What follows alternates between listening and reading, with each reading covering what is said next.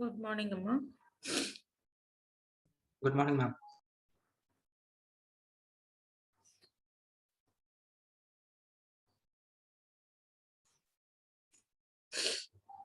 So last class we have seen timing, right? So from the control unit, which was organized or implemented by using hardwired architecture. What is the difference between hardwired organization and micro programmed organization? Anybody can answer? In hardware organization, we use logic gates. And in microprogram organization, we use program to control the memory. Program in control memory for generating the control signals. So advantages, just we can update the program for any modifications in the organization. I mean, adding an extra new instructions or any other different types of memories, because different memories have different access times, right? So based on the memory type, extra time states, some memories may require extra waiting states. We call that as a extra time states. Accordingly, the control signals have to be generated because the processor has to wait till the data comes from the peripheral. Okay, so extra input devices are extra memory types, or else any extra addition of instructions. If you want to do, you need to just modify only the program, that is sufficient. But in case of hardwired, you have to adjust the hardware. There comes any addition of the hardware, or connections also may be increased. Okay, replacing decoders with high decoders, like higher input decoders, 3 to 8 to 4 to 16, likewise. Okay, hardware need to be modified for any changes in the system, so which is anyway complex in nature as in when compared with the updating the program. So only the difference in micro programmed, it just increases the size of the program, that's all. No other such modifications. Okay, so that is advantage when compared with hardwired. But other advantage, if you come for disadvantage, it takes much time. Okay, when we compare with hardware, it is speed. Okay, so generating the control signals are faster. But in case of micro programmed, it itself is an program, it has to be executed, it takes time again. Okay, so when we compare with both the things, hardware architecture involves hardware higher speed.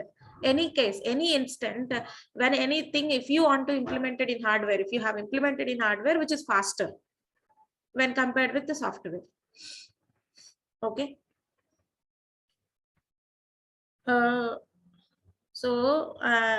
In this control unit organization, we have decoded after fetching the instruction which is available in IR, it has been decoded, and by using the synchronous clock, system clock, the timing signals are also given to the control logic gates. Now these have all the inputs of the type instruction bits as well as the timing sequence by which it generates the control inputs. Okay, all the required control inputs such as selection of the register by using the mux inputs S2, S1, S0, and load controls, clears, and increment controls for the registers, as well as the type of arithmetic or logical operation to be done in ALU. Okay, that inputs are everything are coming from this control logic gates output. Okay. So we have seen an instruction cycle, how the things are happened in the basic computer.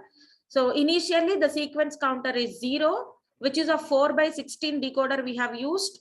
So sequence counter initially it made 0. For every increment in SC, it will generate one time state, which is referred from start from T0, T1, T2. Okay, so time states are generated like this. Your clock and every rising edge, one clock pulse is treated as one time state. Likewise, the second clock pulse, it is the time state of T1. Third clock pulse T2, fourth clock pulse T3. Likewise, continuously it could able to generate maximum 16 time states from T0 to T15, right? So based on this time instant, at a particular time instant, the control unit knows what are the control signals need to be generated.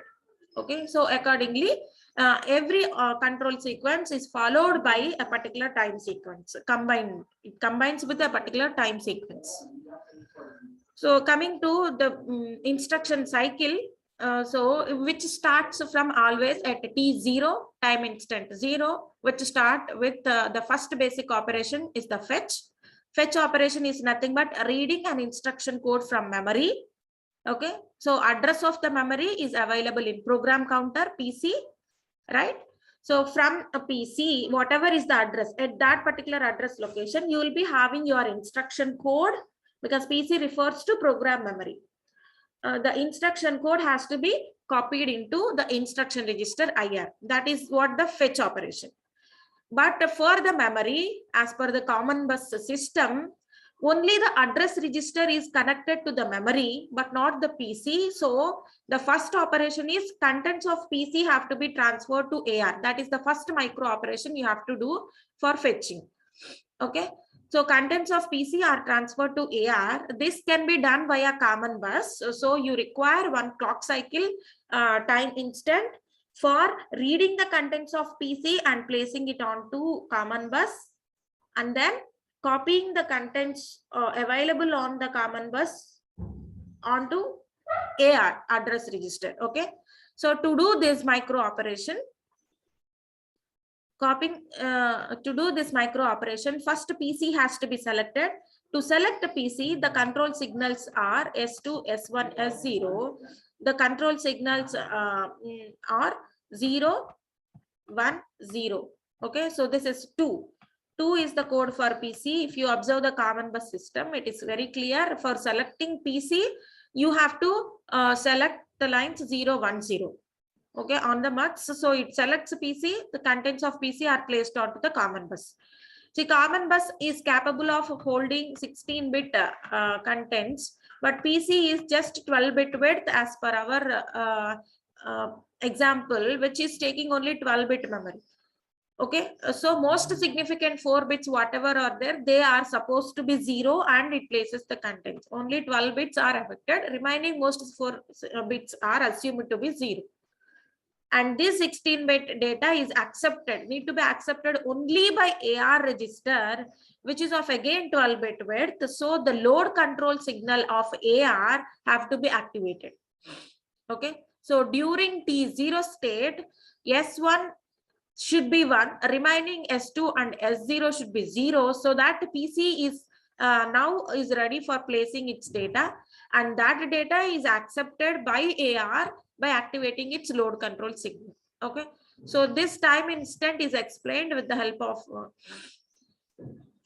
the sequential hardware circuits in this, right? This we have seen. S2, S0, for these two, T0 input is not connected. It means T0 is treated as 0. Only S1, D1 is connected. So 0, 1, 0, for which PC is selected since it is 2 and it places its 12-bit data. And T0 is also used as load control of this address register. So it accepts that 12-bit data, and with which it connects to the memory, right?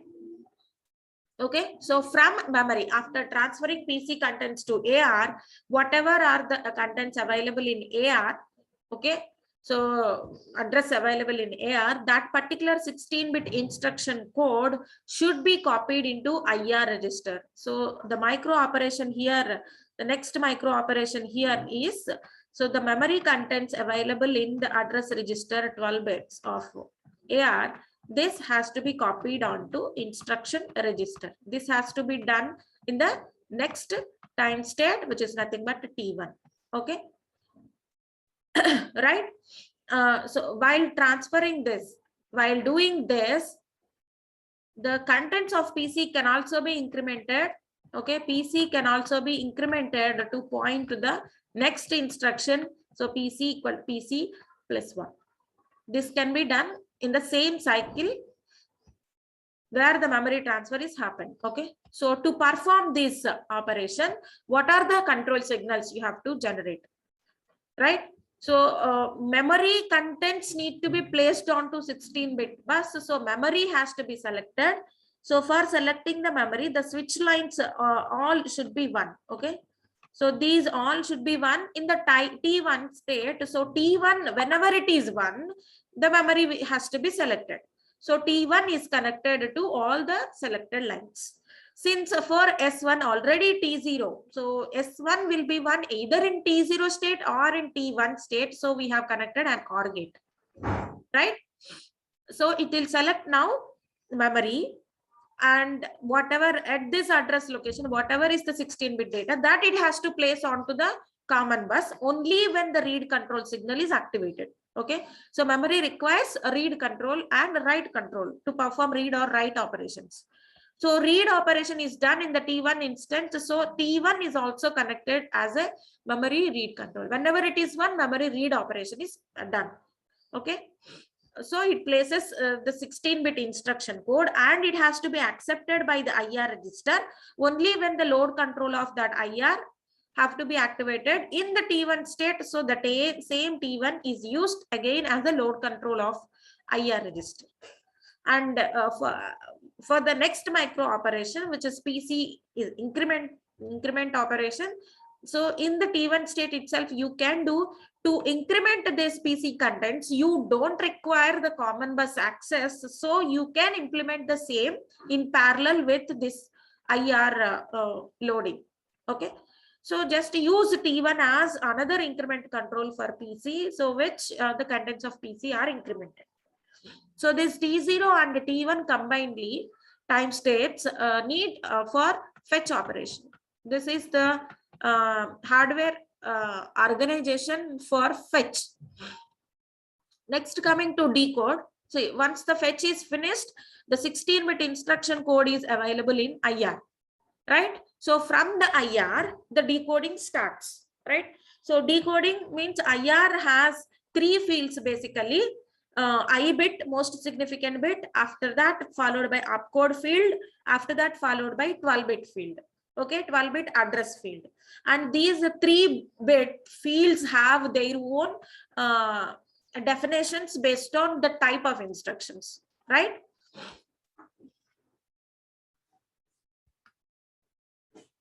So how the decoding is happened?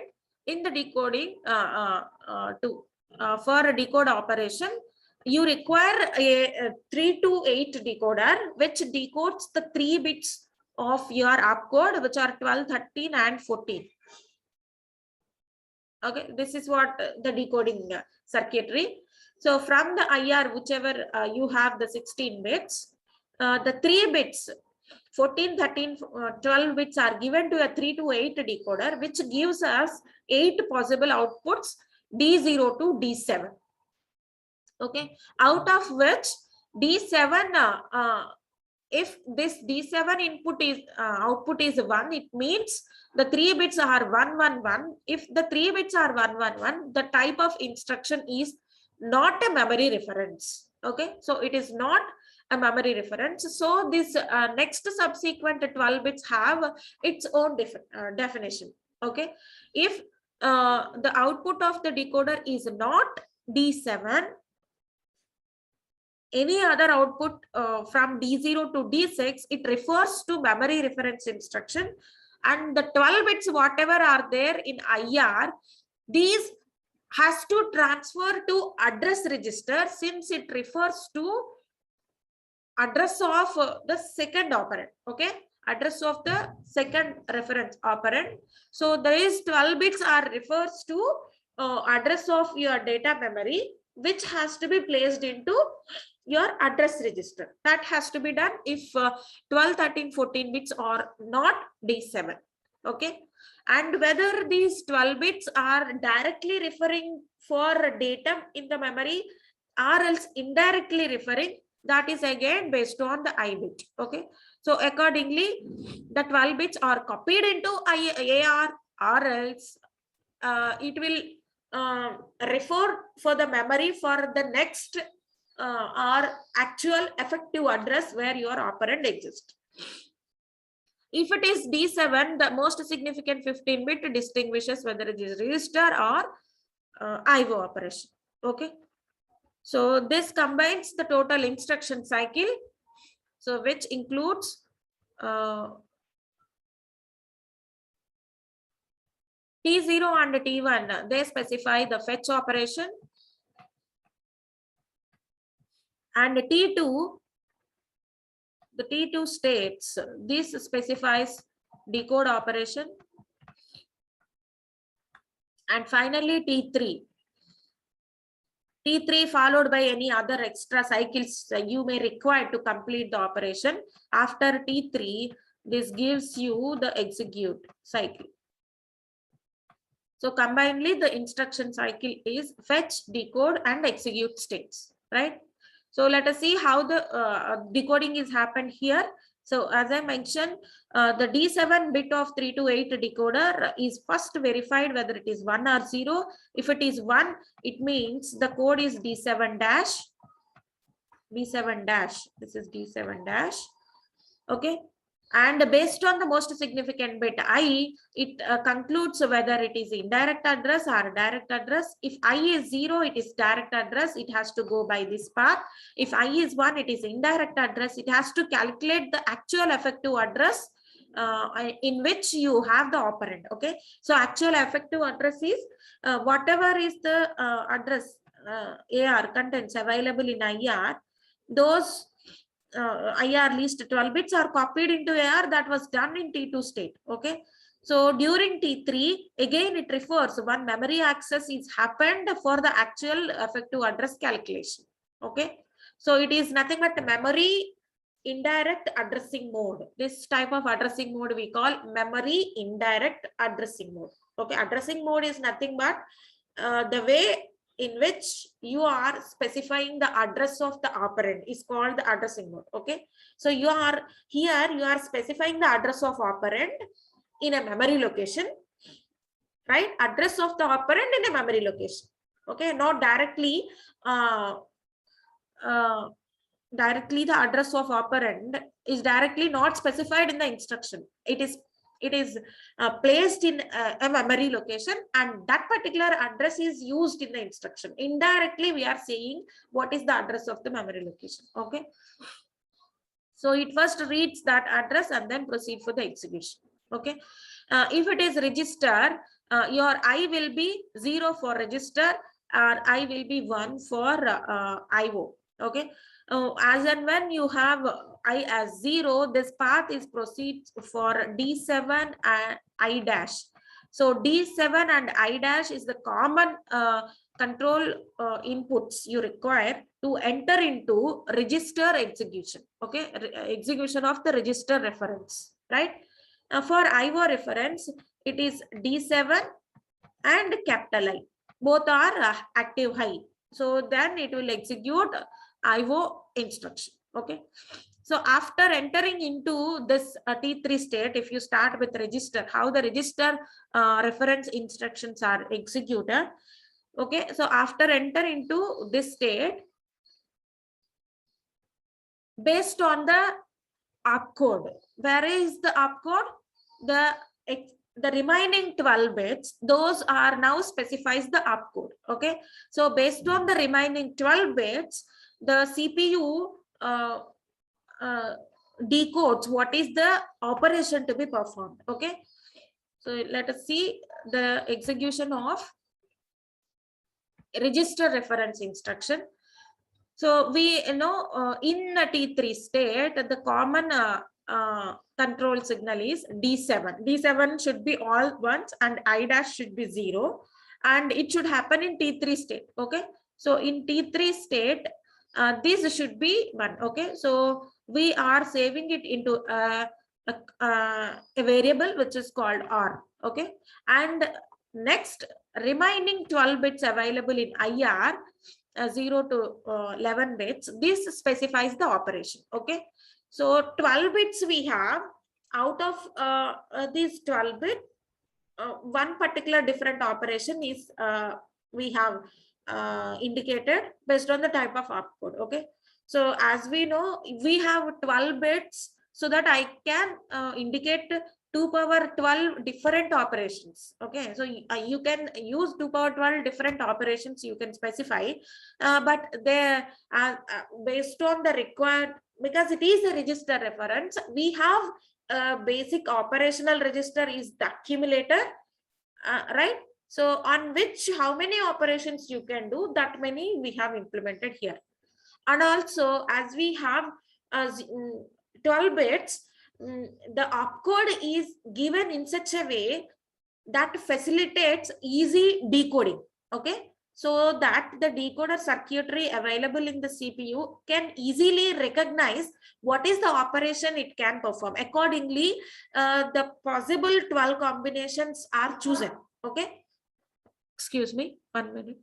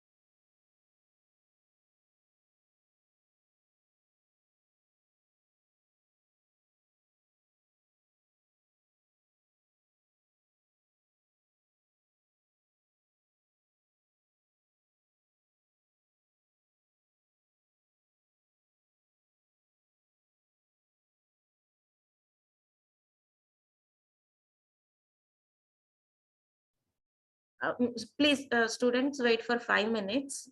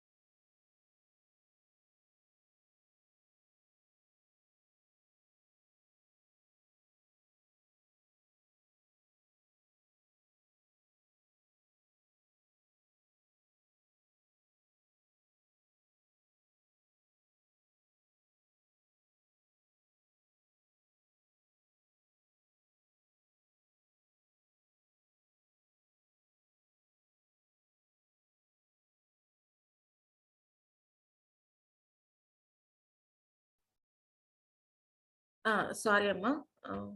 We got some visitors.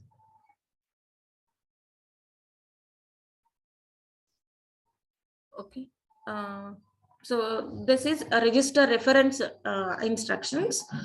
So as we have 12 bits to specify the operation, so why the opcodes are not in a sequential? You can observe in the previous slides. if you observe the register reference opcodes that are given, see, these are the list of register reference, right? So these are register reference instructions. These are IO reference. See, if you observe the opcodes, anyway, most significant digit, which are 4 bits, those corresponds to 0, 1, 1, 1, which is 7. Okay, so these 3 bits specifies D7, okay, for register reference, and this I is equal to 0 specifies register reference, D7 1, and I equal to 1 for IO reference. Okay, so leave the upper digit and the remaining 3 digits, out of which if you observe 800 means most significant 1 bit and the remaining are all zeros. Okay, and this 400, it means 0, 1, 0, 0 and remaining all zeros. 200, 0, 0, 1, 0, remaining all zeros. 100, 0, 0, 0, 1 and all zeros, 8 zeros. Okay, 0, 8, 0, 0, 4, 0, 0, 2, 0. Okay, so for any specific operation like clear accumulator or clear E bit and all, okay, if you observe the next 3 digits, only we have 1 bit 1 at any out of the all 3 out of the all 3 combinations. Okay, we have only 1 bit 1. Am I clear? Out of the all 12 bits, we have only 1 bit is 1. Remaining all bits are 0. Okay, right? So if this bit which is corresponds to D11, this is D11, D0, D0 to D11, right? So if this D11 bit is 1, it means the operation is clear accumulator. If D10 bit is 1, the operation is clear E. Likewise, I can easily decode my opcode bits, right? Out of the 12 bits, I can easily decode my opcode and I can indicate what is the operation to be done by the execution, by the ALU. Am I clear? Is this clear? Yes, ma'am. So similarly, even the IO instructions also. Okay, so if you observe the last 3 digits, out of which only 1 bit is 1. Okay, so with respect to that position of the bit, we can easily decode what is the instruction. Okay, so here for clear accumulator, most significant bit is 1. So in its next time state, the next time state is your T4, in which you will perform the operation. So here R is nothing but D7 I dash P3, which is common, right? So if the bit B11, so BI is the bit in IR that specifies the operation. Okay, so if the bit B11 is 1, the bit B11 is 1, it means clear accumulator. Accumulator contents are clear to 0. If R B0, it means B10 is 1, then E is 0. B9 is 1, then complement the accumulator. B8, complement the E bit. Okay, B7, it is circular right. You have to shift your accumulator circularly right. Okay, so right rotation you have to do. So to perform right operation, so whenever you perform right shift, the least significant bit of the accumulator will be shifted out and it will be placed in accumulator, E bit. Right shift, it is just. So you have your accumulator, right shift, so this E bit. Okay, so this bit have to be placed into the most significant bit, A15. Okay, this is what right shift, because the direction of the bits in the accumulator are shifted right side. Okay, so and right rotation is like this. Okay, see, circulate right side. So you should not observe how the bit is rotating. Okay, so this direction you should not view, only how the bits are moving in the register that specifies the type of shift. Okay, so this bit A0 have to be copied into A15. That was done via an intermediate bit, which is E. Okay, via E, the shift is happened here. And next, circulate left.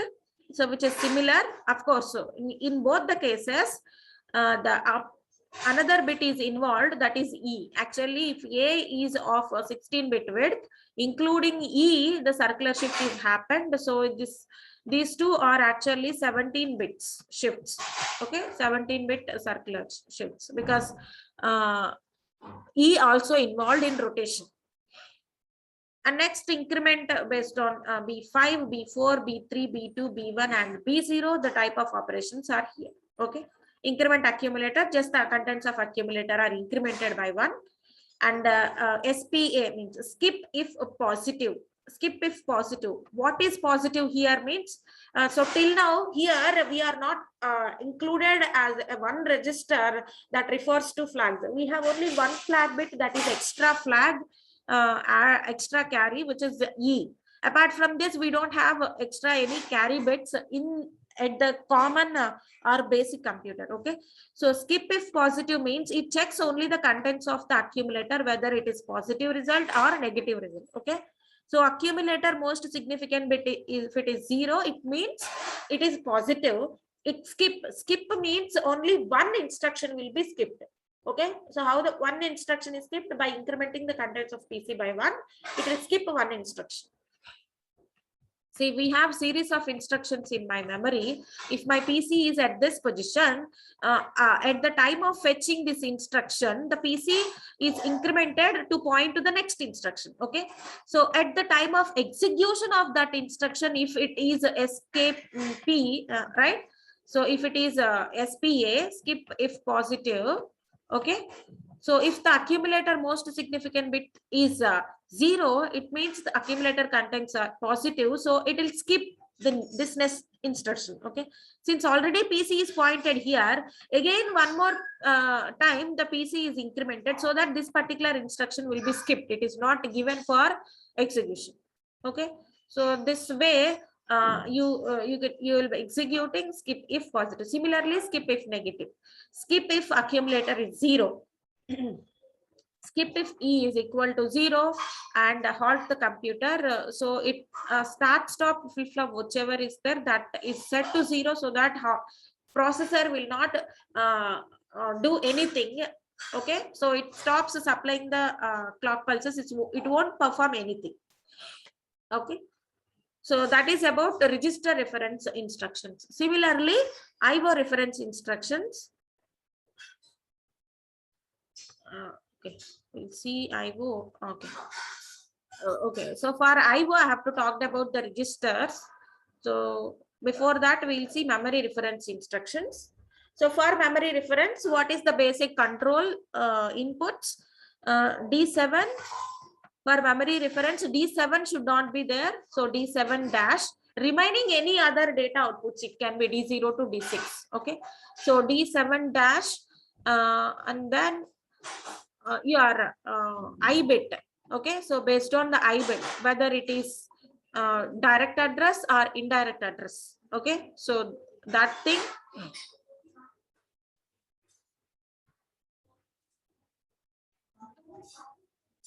Okay, here it will specify the difference between direct and indirect. Okay, so based on the I bit, the next operations are given here for D0, D1, D2, D3, D4, D5, and D6. The operations are AND, add, load accumulator, store accumulator, branch unconditionally, branch and save return address, increment and skip if 0. Increment and skip if 0. Okay.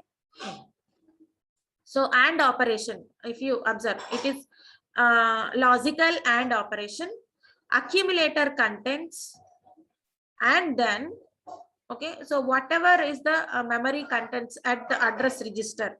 So here it indicates that AR is, okay, so AR is the effective address. Okay, so based on the I bit initially, based on the I bit, if I is equal to 1, we are going by another cycle which is called T4, which calculates the effective address.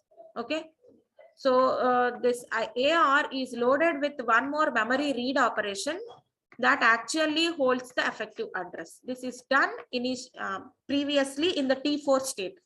In the same T4 state, if I is equal to 0, we are not doing anything. If I is equal to 0, we are not doing anything. So here we are directly performing the operation of the memory contents along with the accumulator in the next state. Okay. So in the instruction cycle, you can observe that.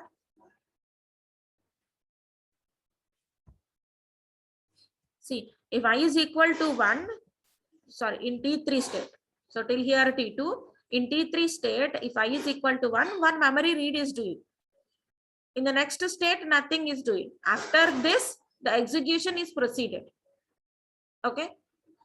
So at the time of execution, whatever is there in AR, that itself is the direct address or the effective address. Okay. So based on I, the decoding is already happened here. So while it is executing, AR holds the directly operand address, actual effective address is available in AR. So here that contents are actually directly performing operation with the accumulator. But if you observe, we have a facility of another register which is called DR. The memory contents actually stored into DR, and between DR and accumulator, the operation need to be carried out. Okay. So, but that is what called load and store architecture, where operations of the data directly with the memory will not be done in that case. So, but here it in a basic computer, here they have used directly with the memory, the operations are doing. Okay. So with memory data, directly the operation is doing. Okay, so it allows, here my system is assuming allowing operations directly with the memory. Okay, and stores the result in the accumulator. Okay, and next add addition of the contents of the memory and stores it into AC. The carry out, if exists, extra carry that is stored in E bit. Load accumulator.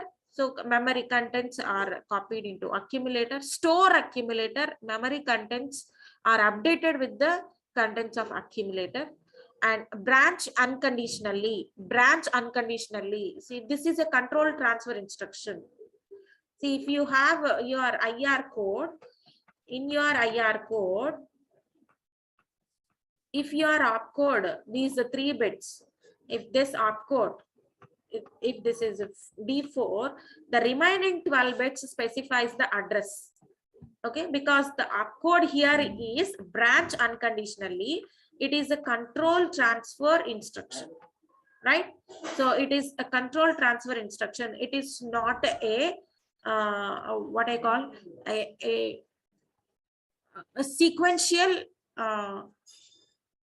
operation. Okay, so these are called sequential operations. Okay, so add, load accumulator, store accumulator, these are called sequential instructions. After execution of this, automatically PC will point to the next instruction. Okay, but branch unconditional is a control transfer instruction. After execution of this instruction, PC will point to some other instruction. Okay, that too, this is unconditional control transfer. Unconditional, there is no condition involved in this. Okay, branch unconditionally, there is no condition. As and when you have executed this instruction, it causes PC to point to some other instruction from which it has to fetch the instruction code. Okay, so the address of the new program, new instruction is available in this 12 bits of the instruction code. Okay, right? So the AR contents are copied into PC. Now PC replaces with a new address. Okay, so PC is pointing now to a new memory location where I have my new program. Okay, that may be a function or else any other service routine. It can be anything. Similarly, branch and save return address. So the difference between this and this is branch unconditionally means it is a permanent jump. Okay, the contents of PC are permanently changing. So as and when it moves to that particular new location, as and when PC is updated with the new address, it control moves to the new location. from which it starts executing. It never come back to the instruction which causes updation of the PC. Okay, am I clear? See, in your main Yes, ma'am. program, if you have an instruction that you have encountered branch, this will cause a PC to changes its contents to some other location in the same main program. Okay, so it some other location that can be before or after this particular, it can be anywhere within the memory, it can jump and it starts executing from that particular location. But if you observe branch and save return address means before it branching to this particular memory location, before it branching, it saves the return address. Okay, so the address of the instruction that causes branching is saved, right? Okay, so return address. See, while fetching this instruction, your PC will be at this particular location, right? At the time of a PC fetching itself. I mean, okay. Right, after execution of this instruction, PC is pointing to this location. Sorry, after fetching of this instruction, here I have my BSA. After fetching of this, PC is pointing to this location. Okay, so if it is a sequential type instruction, automatically control comes here, so it will execute here itself only. But this is a branch type instruction, which is nothing but control transfer. This causes changing of its control to this location. Okay, some location. So that is given in a AR register, address register. Okay, so the contents of this return address, now PC, whatever are the values holds, this is called the return address. Okay, from here it has to execute. So this return address is saved in the given address register contents. Okay, and the next memory, next contents AR is incremented by 1 and it is stored into PC. So from here, see, this is your AR contents, if I suppose, and from AR plus 1, okay, so it has been start executing from here. So as and when you have an instruction like return, as and when you have an instruction like return, okay, so then the contents of AR are copied back to PC so that it can come back to this location. Okay, so that is what called return address saving. Okay, means if you want to execute a set of instructions as a subroutine or a function call which are repeatedly using, usually we will write in the form of a function, and that function will be called every time. Okay, so that function will be called every time. After completion of that set of instructions, it has to proceed for the mainline execution only. Okay, so this is how the functions are implemented. We have a branch and save return address, it executes the function and it has to come back to the main routine again. So to do so, the return address have to be saved somewhere. Usually a stack will be used. Here there is no stack in the basic. Later on, the stacks are coming into picture in the basic computer. Okay, so whatever is the address available in that 12-bit, that is help for storing the return address, and from which it starts executing and come back to the main program as and when it has encountered one more new instruction which is called a return. Okay, so it is BSA is a temporary jump. It jumps to a new location, but it will come back to the mainline program. It is a temporary jump, but branch unconditional is a permanent jump. PC will never come back to the instruction which causes the updation of PC.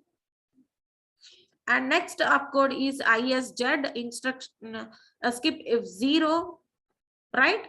So the it increments the memory contents by 1. If those contents are 0, then it skip the subsequent instruction. That is simple ISZ. So these are memory reference instruction. So which are explained here very clearly. To perform any operation with the memory, it requires the time states. Okay, so now this is the basic operation. Okay, so accordingly the subsequent control signals are D0 and T4. This is the control signal which transfer the memory contents into DR, and in the time state T5 the actual operation is carried out. Since the completion of execution, so SC is clear to 0. Okay, so you have to activate the clear control signal of 4 to 16 decoder. So to start again from T0. So for execution here it requires T4 and T5 states. One for getting the data into DR, after that performing the execution, and then clearing the sequential counter. Similarly, addition. So reading the data item is common everywhere, and in the T5 state operations actually carried out. And finally SC0. Similarly, load to accumulator, reading the data and directly. So here also, so this instruction is common in every case. Micro operation is common in every instruction. It means operations are done only in the registers, not directly with the memory. Okay. It stores the accumulator and clears, branch unconditionally and clears. So these are all different micro operations that are generated for completion of execution. Several micro operations will be initiated. Am I clear? See, if you want to perform an operation like just addition of two numbers, that causes initiation of several micro operations, start from fetch till execution. Okay, start from time instant. So to complete that execution, it requires 5 clock states. Okay, from T0 to T5, right? So an instruction cycle, this is what we call it as an instruction cycle. So an instruction cycle is nothing but a group of several clock cycles. Okay. And we also have one more definition which is called a machine cycle. A machine cycle is nothing but the number of cycles required for performing an operation with the memory. What operations you can do with the memory?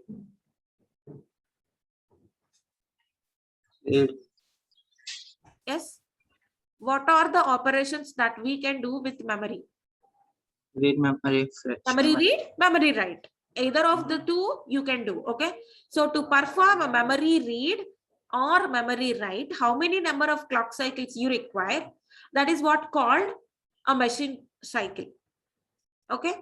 An instruction cycle is nothing but number of clock cycles required to complete one instruction execution. Okay, which involves all the 3 stages: fetch, decode, and execute. In every state, a number of clock cycles are using, right? Are they clear, the definitions of clock cycle? Yes, ma'am. Clock cycle is nothing but one time state. Okay, one clock period is nothing but one clock cycle, which also called as one time state or one T state.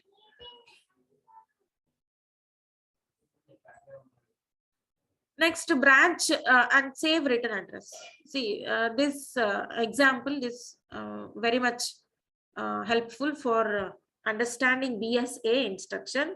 See, at this particular memory address, you have the branch and save return address. Okay. See, I bit is 0, and this is D5 or D6 accordingly. BSA code based on that code. This is, I think, D5. 5, 6, 7. Yes, 4. This is D4. Okay, and these 3 digits, this specifies AR contents, address contents. Okay, and this is actually specifies the address of another memory location where your new subroutine, your subroutine or the next instruction to be fetched is available. Okay, so as per this instruction, at the time of fetch of this instruction, PC is pointing to the next instruction. This increment by 1, and it is pointing to this location. Okay. So after execution of this, at this time, you are 135. At this location, I have my PC contents, which is nothing but 21. Okay. So this 21 is nothing but return address. Okay. This 21 is nothing but the return address. After completion of this subroutine, your PC have to be updated with 21. Okay. So return address PC is loaded in 135 and the PC is loaded with AR plus 1 contents. AR plus 1 contents means 136 are loaded with PC. Now from here execution starts. From here again the fetching starts and execute till here. Okay, so last instruction of your function should be places the return address onto your PC. Okay, where is your return address? Your return address, which is nothing but 21, it is available in 135. Okay, your PC have to be without any condition. Without any condition, the PC content should be loaded with the 21, but this 21 is available in a memory whose address is 135. Okay, so the type of instruction is a branch unconditional. You have to use as a return instruction. Am I clear? So it branches unconditionally, nothing but the PC contents will update without any condition, right? It is not updated to 135. You have to update it to 21. Okay, 135 is the memory address at which you have address of the next instruction. Okay, so what type of address is this? It is an indirect address, not a direct address. So the I bit is 1 here. Okay, so this forms you the return address, return instruction. Okay, branch unconditional. So at 135 you have some address. Okay, so this is actually holds the instruction to be fetched. So PC have to be updated with the 21, not with 135. Okay, so one more memory read you need to perform for actual effective program address. So PC is updated with 21. Now it starts again executing from here. Okay, so these are the branch and save return address, how it performs in your computer.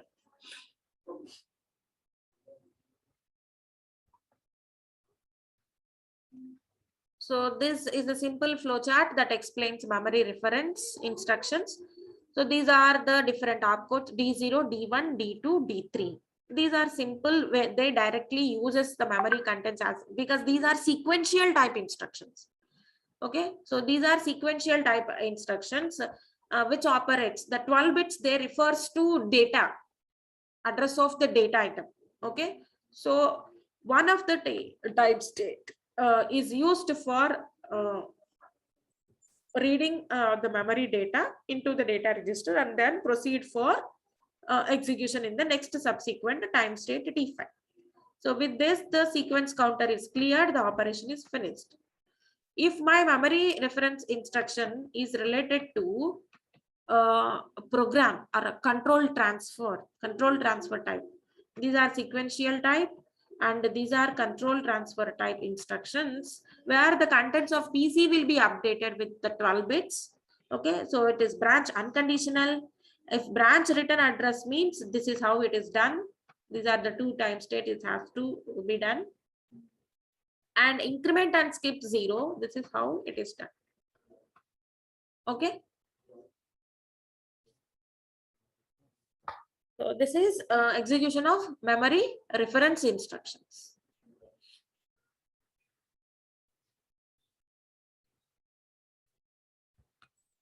Next class, we will see how the IO configuration is there and how IO instructions are executed. Very simple. Okay. So that's all for today. If you have any doubts, you can ask me. Meanwhile, I'll collect the attendance.